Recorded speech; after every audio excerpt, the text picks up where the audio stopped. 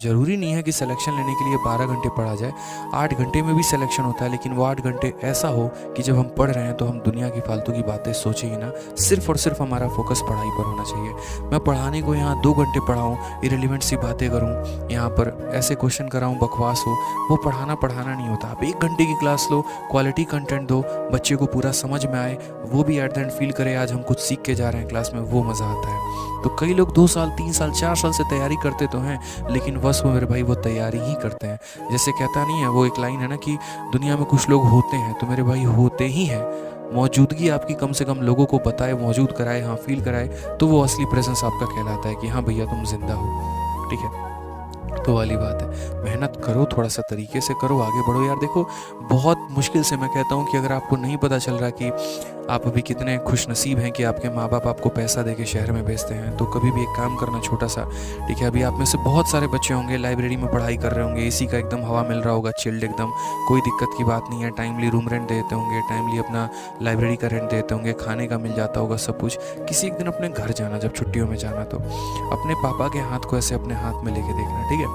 कितने थोड़े-से उनके हाथ में फोड़े होंगे, ठीक है? उनकी हाथ कितनी कठोर होगी, आपके हाथ जो होंगे वो कितने मुलायम होंगे। कभी उस हाथ को देख के और तब सोचना कि यार हमारा हाथ स्थिति क्या होता था, लाइब्रेरी में आराम से मूवी चला लेंगे, गदर 2 रिलीज़ हुआ है, इसको देखे बिना मान ही नहीं सकते हैं, और एकदम इसी में से एक चेयर पे एक ऐसे 2 पैर फैला लेंगे, एकदम ऐसे सोन के ईयरफ़ोन लगा के एकदम मूवी देख रहे होंगे। आपकी स्थिति एक तरफ ऐसी होती है और दूसरी तरफ वहाँ पर ये होती है कि अगले महीने बेटे को पैसे भेजना है, तो अब किससे कर्ज़े उधार लेके दूँ, ये होता है। कल एक स्टूडेंट आया यहाँ पे, स्विगी में डिलीवरी करता था, और जैसे मेरी गाड़ी देखी अंदर घुसते हुए तो भागा आया कि सर मुझे नहीं पता था आप यहाँ रहते हैं, मैं स्विगी में काम करता हूँ, स्विगी में डिलीवरी पार्टनर हूँ, लेकिन सर मैं तैयारी भी करता हूँ और आपसे बहुत कुछ सीखने को मिलता है, बस एक चीज़ की सलाह लेनी थी।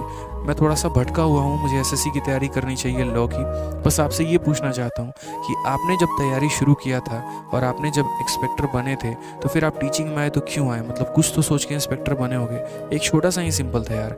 हम जब मिडिल क्लास से मेरे भाई आते हैं तो उतना बड़ा सपना नहीं रहता है हमारा कि इतना जीवन में आगे बढ़ना है। मेरे मन में बस इतना था कि मेरे माँ बाप के ऊपर 10-15 लाख रुपए का कर्जा है, जो उन्होंने मुझे पढ़ाते वक्त लिया था, मेरे भाई बहन को पढ़ाते वक्त लिया था। उसके बाद अपनी बहन की शादी करनी है, उसके बाद अपनी शादी करनी है, भाई की शादी करनी है, और एक 10-12 हज़ार रुपये का फ्लैट ले लेना है किराए पे, ताकि अपने माँ बाप को गाँव से लाकर शहर में थोड़ी सी बची जो उनकी ज़िंदगी है वो थोड़ा हम अच्छा उनको जीने के लिए दे पाएँ। बस इतनी ही मन में ख्वाहिश होती थी। ठीक है, उसी के लिए दिन रात की वो मेहनत होती थी, दिन रात की वो तपस्या होती थी कि हाँ यार, वो तो अपना जो जीवन है वो मतलब पिछले 10 साल 15 साल वो तो शायद जी नहीं पाए, उन्होंने सारी की सारी मेहनत मेरे अंदर झोंक दी कि मेरा बेटा कामयाब बनेगा, मेरा लड़का कामयाब बनेगा। और अगर उस चीज़ को भी मैं लाइब्रेरी में टाइम वेस्ट करके करूँ, इधर उधर घूमने में करूँ, शॉपिंग करने में करूँ, तो वो मेरी सबसे बड़ी जो है मेरे भाई मूर्खता होगी। ठीक है, शायद मेरे माँ बाप के परवरिश में खोट रहा होगा जो मैं ऐसा बन गया। तो अगर भगवान ने आपको 2 हाथ, 2 पैर, 2 कान, 2 आँखें सब कुछ दिया, सही सलामत दिया है, तो आप भी मेहनत कर सकते हो, आगे बढ़ सकते हो, मेहनत करो। अपने माँ बाप की उस मेहनत को समझो और उसको यूटिलाइज़ करके जीवन में आगे बढ़ो। दुनिया में कोई चीज़ ना पॉसिबल नहीं है, बस मेहनत करने वाला चाहिए, आगे बढ़ने वाला चाहिए। ध्यान रखना इस बात को। मेरा एक रूल रहता है, एक टीचर का भी, एक एजुकेटर का भी, एक मेंटोर का भी, एक मोटिवेशन का भी, हर तरीके से। मैं 2 सवाल कम कराना पसंद करूँगा, कोई दिक्कत की बात नहीं, लेकिन अगर मेरे शब्द आपको ज़िंदगी में पढ़ने पर मजबूर कर दें मेरे भाई, तो मैं वो ज़्यादा बेहतर समझूंगा।